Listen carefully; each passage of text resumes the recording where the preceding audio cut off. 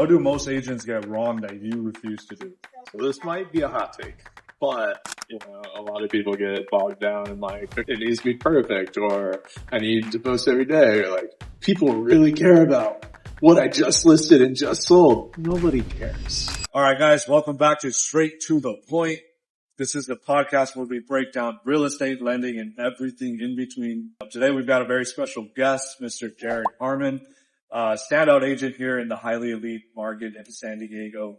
And really quick, Jared, thanks for being here, and pleasure to officially meet you in person and be able to have this conversation. So, thanks for being here. Likewise, my pleasure. Sweet. So I know you mentioned we had a conversation here prior. You're born and raised in San Diego, right? Yeah, born and raised, grew up in Chula Vista. I've been living in North Park for like 4 years. Only time I haven't been here was a short year stint at college. Where at? UC Davis. I thought I was going to go into chemical engineering until I learned enough about that industry that kind of turned me off.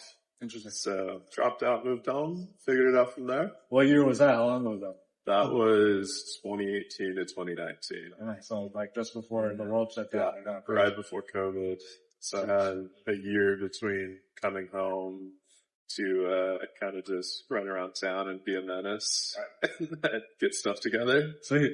One of my all-time favorite questions to ever ask anybody that's in real estate is I know a lot of people don't just wake up one day. I want to be a mortgage loan officer. Like, I want to be an escrow, all these different positions that are in the industry. How, right? How did you come up with that decision? Yeah, I'd love to give you a corny answer. Like, I watched thousands of episodes of House Hunters as a kid. Well, that is true. That's not why. So, when I dropped out of college, moved home, coach to teach me how to swing. But then came home, hit up all the tennis shops in San Diego. I was like, hey, I would love to swing for you guys if you're hiring. Got an opportunity, started swinging, started coaching. Eventually, as I was coaching people, one of my students was in property management, and he was ultimately like, you probably don't want to coach forever. Why don't you just get your real estate license and figure it out? And that's exactly what happened. Got my license, networked with some other people at the tennis club. My first team lead was a top solo agent at KW La Jolla. Learned a lot of good stuff from him, and then hopped over to my current team about a year and a half ago. So you got your license, you said 22? September 22. Yeah. So, yeah, kind of around the same time as me, actually. We had just missed the rush of the whole COVID boom, I guess, that had happened, man. Yeah, and in retrospect or hindsight, that's probably for the best because we didn't get a taste of the good life. So we're totally cool embracing the suck that we're in now. 100%. 100%, man. We're in the trenches right now, That's for sure. If we can survive this and thrive during this time, something. That's right. That's sweet. That's sweet. Appreciate you sharing. What do you think really keeps you passionate about now, right? Especially through what others would deem as the harder times. What keeps you passionate? Honestly, I've just had so much fun building a business, and I'm still very much wired, and as an engineer, I love systems. I love optimizing, and building a business is all just spotting shortfalls in the system and optimizing to just improve. I love that. That's an interesting perspective because it's true, actually. And I mean, I'm sure you apply those same principles absolutely even in your everyday life. A lot of my business has been driven by social media to this point, and I kind of went the contrarian route. A lot of real estate teams and brokerages will tell you get business one of four ways most of the time. You cold call, you door knock, you do open houses, or you get personal connections. Right. I was like, okay, personal connections I'm down for. Open houses, sure, but you're not going to catch me dead door knocking.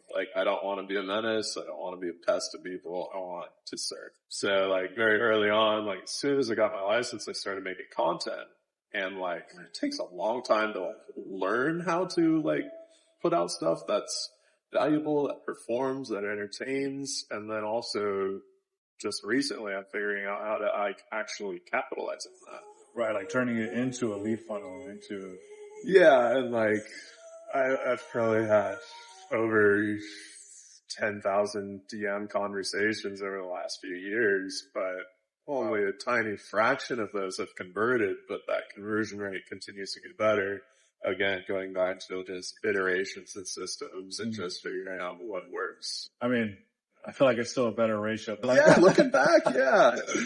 Like, I'd much rather be doing this than those alternatives.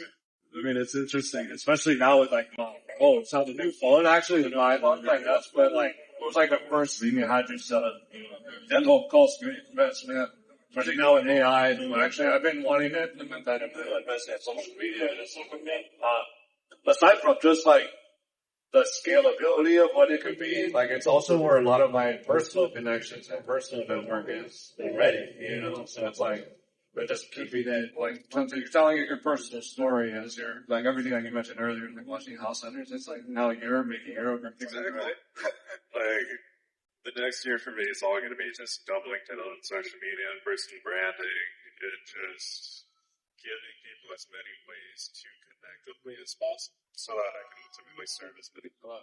And then this is kind of like even off topic, like, do you plan on like growing a team and like, do you have like, yeah, so I mean, it really just goes back to like that kind of that business optimization kind of perspective.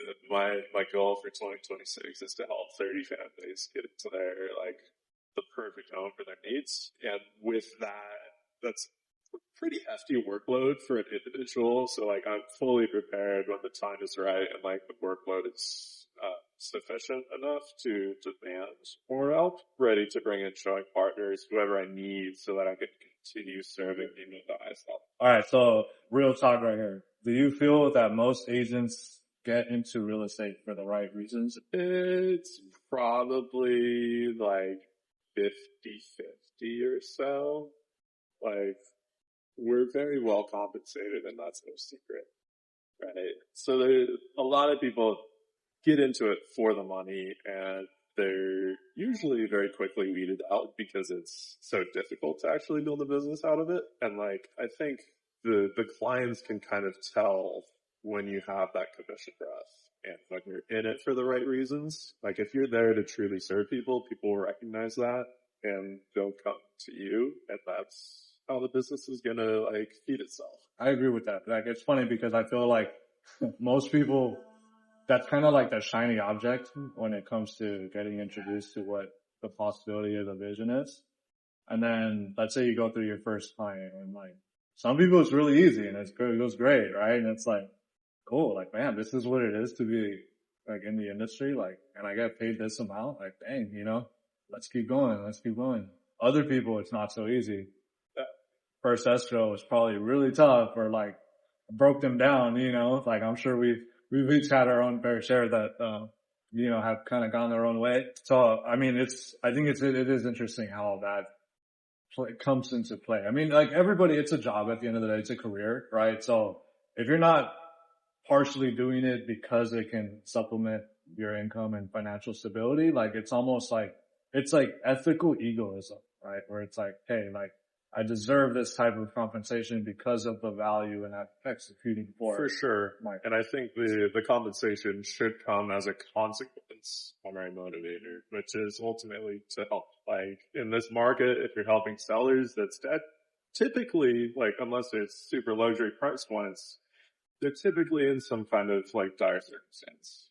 Right? It's not an easy market. No one wants to be selling right now. That's just the reality of it. You're probably cutting loss, cutting bonus. You're on the buyer side. There's something that's special. It's just there. So it's like, especially, I mean, now transitioning into, I mean, it's so interesting seeing the lot system. So like, at least what I know now, you guys can hear that. But anyways, as a younger face going into such conversations, I feel like a lot of biggest hesitant, to kind of really like lay it out there. I don't know if it was just me, like the way I've been approaching conversations or title alone.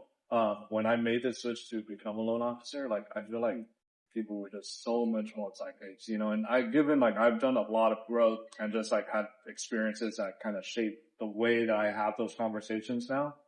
But like, it's very surreal, just like how like people are just so quick to go like, yeah, like, it's coming from a place of consultative, that I think people just feel like you said, like there's no commission, but selfish, like how genuinely, like I think it's so receptive. Yeah, and I think on the numbers side, that's less, people just naturally have less resistance. Like, right. these are the numbers. Here's what we're working with. Like, what is there to like push back on? Whereas like on the agency side, for whatever reason, it's like, it feels like you're getting married, even though it doesn't need to be. Why do you say that? Elaborate on that. I mean, I tell everyone I meet with very regularly, like, if we start working together and it's not a good fit, like you're not vibing with me or I'm not vibing with you, we don't need to work together. Like, yes, we have a contract. Yes, we have an agreement, but like, if it makes more sense to part ways, we're going to part ways. Like, everyone, and like, that kind of goes back to like coaching tennis for a long time. Sometimes, like, there's different coaches who are going to say effectively the same thing, but they're using different words. And like, it's the same thing in real estate. We're all doing the same job. We're just doing it in slightly different ways and have different personalities that certain people just jive with better. Would you say that you prefer working with buyers or sellers a little bit more, or is it pretty like evenly split? I think working with buyers is a little more rewarding. That's been my experience so far. Like, I've done a lot of first time buyers, and it's, like I said, it's just been really, really awesome to be a part of that experience. Like, I recently just gave keys to some clients who were in escrow on a place in Escondido. The cost to make that home what they wanted was just too much, so we canceled that. The next day, another one popped up. We were in there immediately. We told the listing agent, like, hey, we're going to write an offer today. We want you to cancel your open houses. And we got it locked up. But during that whole process, they're planning a wedding. They got married.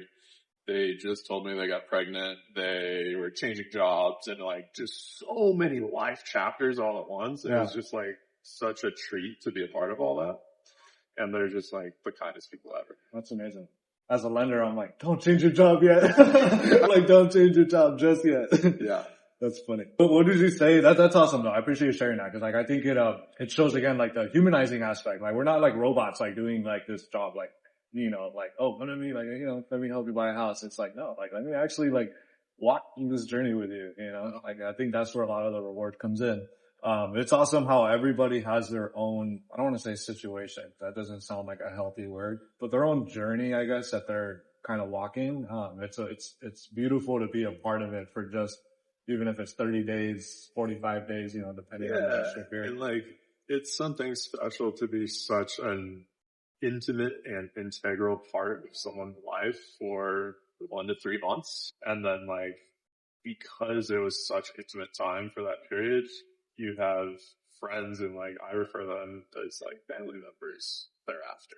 Like, I've seen all of my past clients in the last 6 months in person, grab a coffee, playing tennis, whatever it is. But like, these are people that I want to maintain relationships with over time. And you know where they live. That's funny. No, I love that. I love that.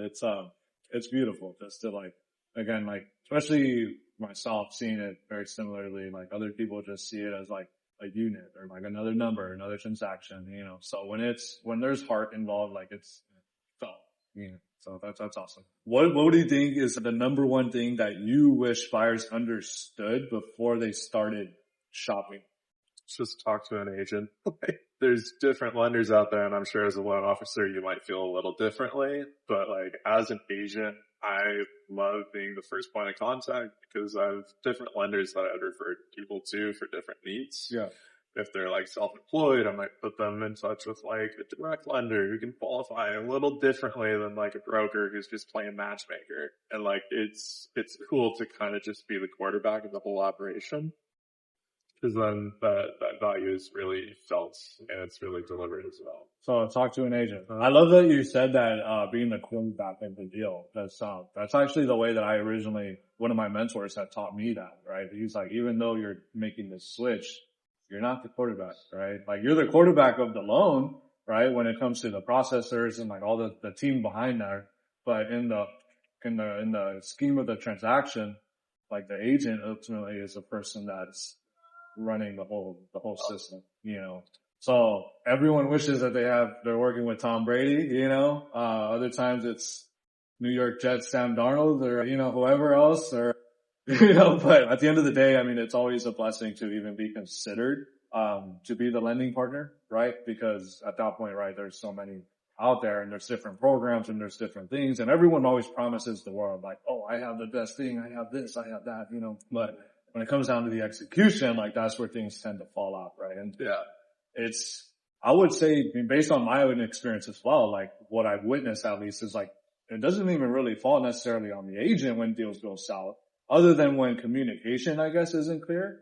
But when over promises are dealt and made, when people cannot deliver on those, you know, that's where I feel like most deals. Yeah. And I mean, just setting expectations, throughout the whole process. Like, hey, we just did this. This is a great milestone in the purchase, the escrow, whatever it is. Like, this is this hurdle cleared. This is what we can expect next. And how we're going to do. No, I agree. Okay. So I guess flipping it now, right?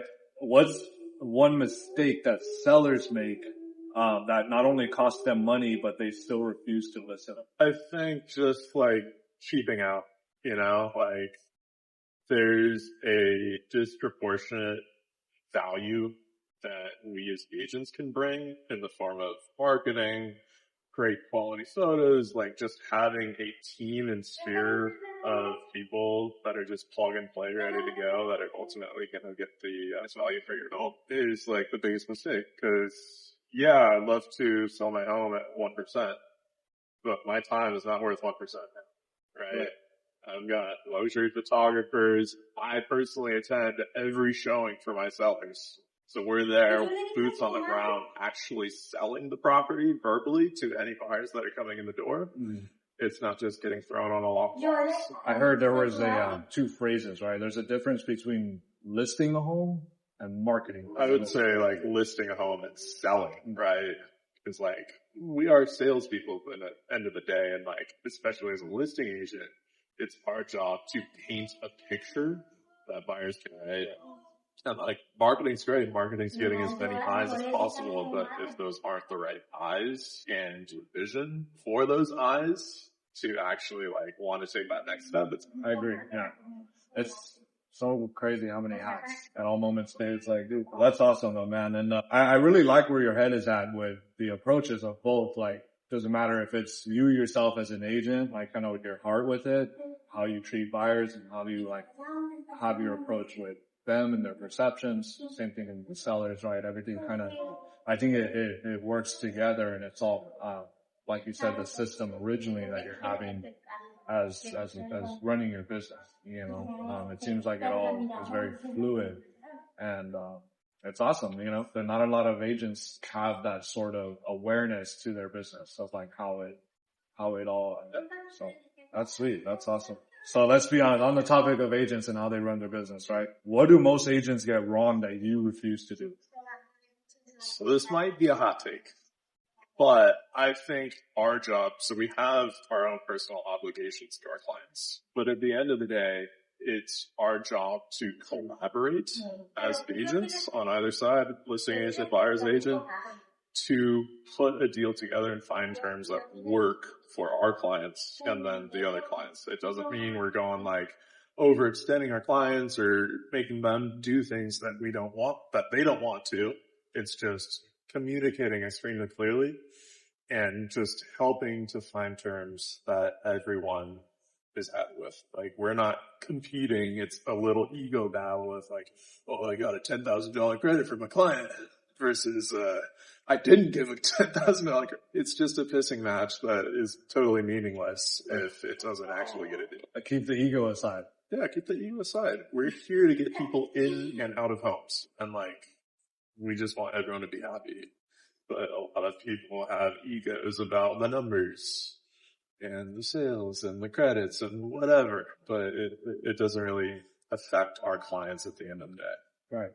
It's all about statistics or like your resume. I agree with that. You know, it's just the whole concept of collaboration. Like, there is no competition in our business. Like, everybody wants the same thing, right? Whether it's a buyer's agent, a seller's agent, consumer, the client, right? The escrow officer, the loan officer, like title agent, you know, everybody wants the same thing, which is to get the deal done. And it's not, like you said, a pissing contest as far as like, oh, well, who won the negotiation? You know, it's just like, everybody wins. Like, yeah, we're here to help people. And like, if we can just keep that paramount in our minds, we're all going to do our jobs better. I love that. I don't think that's such a hot take, to be honest with you. I feel like most people will Maybe agree. not, but I feel like there's a lot of people out there who forget that. Right. How do you think we can humble them? How do people get humbled?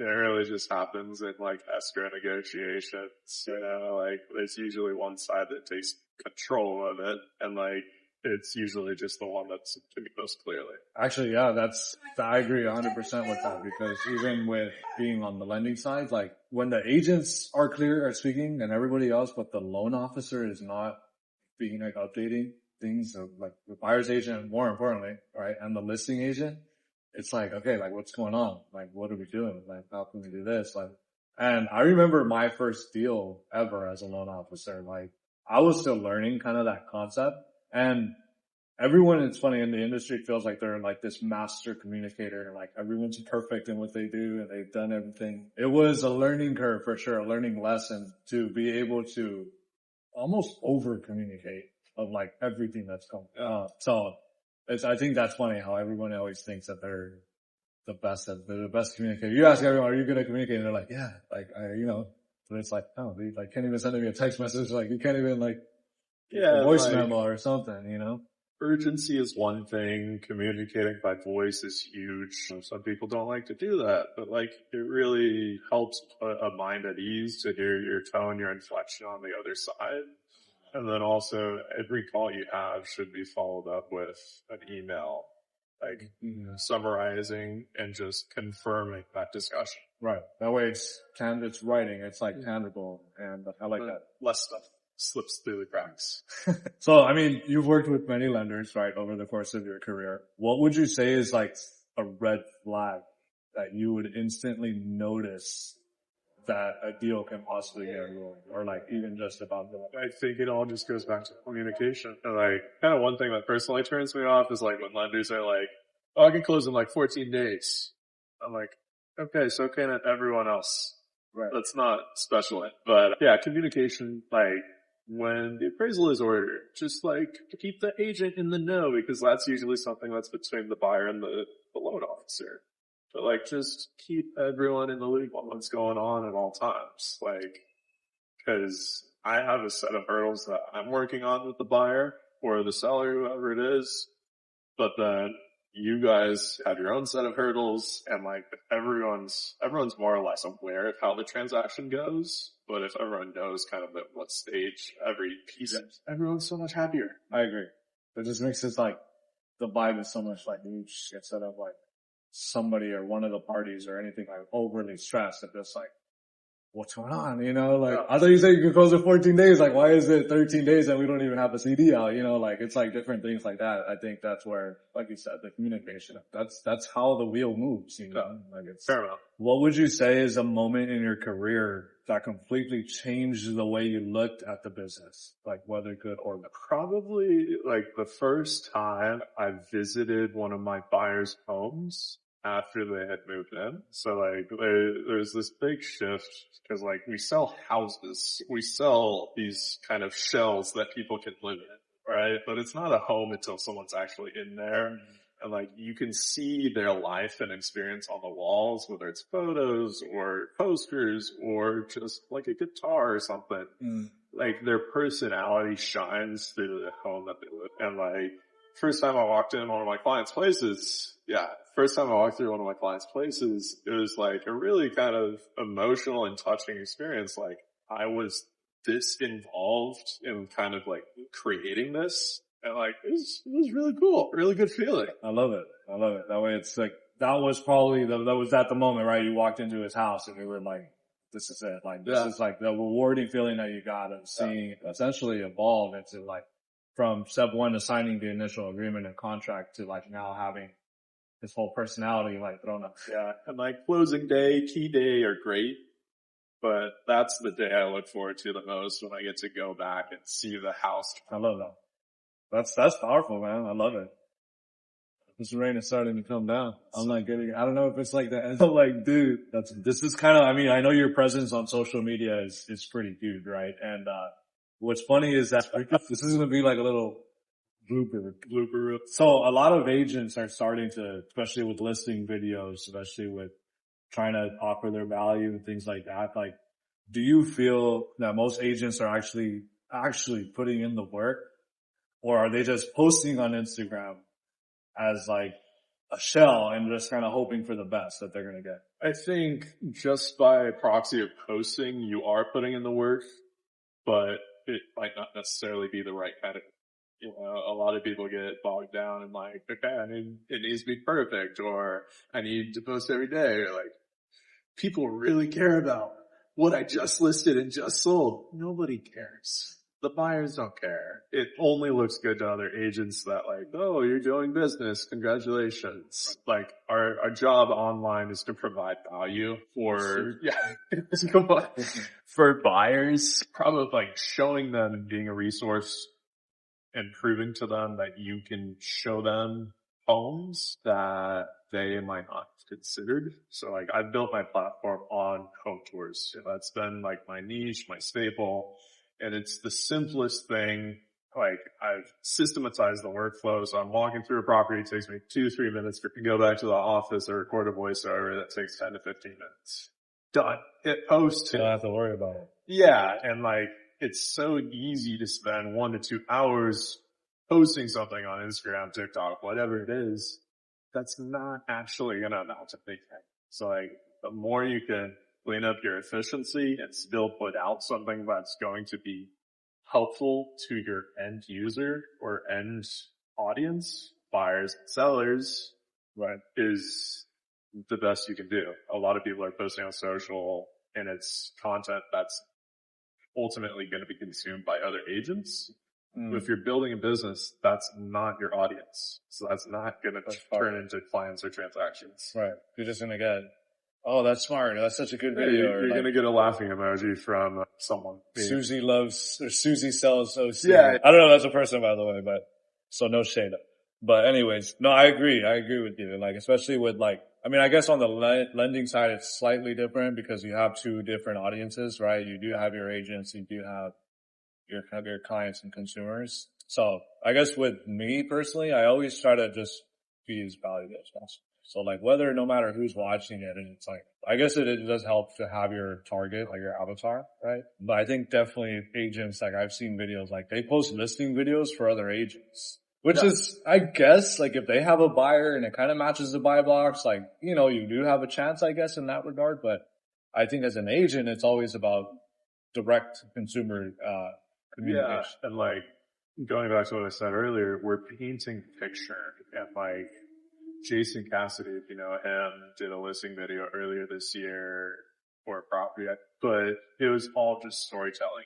It was very little actually showcasing the house and more about creating a feeling in the viewer that creates curiosity and helps them envision a life in a property that then fits. Right. No, that's sweet. And then that's usually, there's like a common theme when it comes to people like that are successful in social media marketing, that they all kind of have like a similar approach, you know, targeted specifically, watching it. And then I guess the sales funnel process too, they convert the people in audience watching, because eyeballs and views mean nothing, right? Without any, that's sweet. That's sweet. I appreciate you sharing that. So last two questions here, kind of a bit more for yourself, right? Blend, no filter. Someone told you that they wanted to buy or sell in the next year, especially with today's market, economy, everything like that. What's the blunt, no filter advice that you? That's a wide net to cast. I mean, it goes back to earlier, like just talk to an agent, and like we are personally drawing up plans for these particular needs. And like, I met with a couple today who are thinking about buying a second home out here in San Diego. Their primary residence is in Florida, but they want a place to escape. And we're talking through, they have a young baby, but we're like, realistically, how much space do you need out here? Are you going to live out here full time? What are you going to do with the property when you're not here? And we're talking about avenues to like rent it out while they're gone, not necessarily Airbnb, but something still relatively flexible so that they can come out here on their time, on their terms when they want and enjoy beautiful San Diego, although it is raining right now, but escape kind of the Florida mugginess and just enjoy the city that they really love on their terms. So let's talk to an agent. Yeah, talk to an agent. Like we're kind of life coaches in a way, or at least I try to take that perspective. Like, I don't want to just say, I don't want to sell you something that's going to set you up for whatever your 10, 15, 20-year goals are. Sweet. I guess with that being said, if someone does want to follow a realtor who actually does keep it real, where can people find you? Jared Harmon, SD on all platforms. And it's really easy to connect with me. Hopefully it doesn't get lost in the 10,000 DMs in there. Is there a platform of choice that you prefer? I mean, Instagram is by far the one that I watch the most, but still we're kind of lousy about responding sometimes. I have some other great ways for people to reach out to me through there. Sweet. Jared Harmon SD. There you go, guys. Well, Jared, it's been real. I appreciate you taking some time here out of your busy schedule to meet with me and be able to provide some value to our audience and overall just a different perspective. But like you said, with all the coaches there, it's kind of the same thing. It's just worded in their own way and their own perspective. So if anybody takes away from this conversation and relates to Jared in that way, I mean, feel free to reach out to him, connect. That's what this platform and community is all about. So we appreciate you guys watching Straight to the Point. Jared, I appreciate you for coming on to the show and sharing your wisdom with us. But aside from that, guys, that was today's episode. We appreciate you. We're going to go in before it starts raining too hard, but that was it. And subscribe to the channel, go follow Jared, see what he's all about. And, we'll catch you guys in the next one.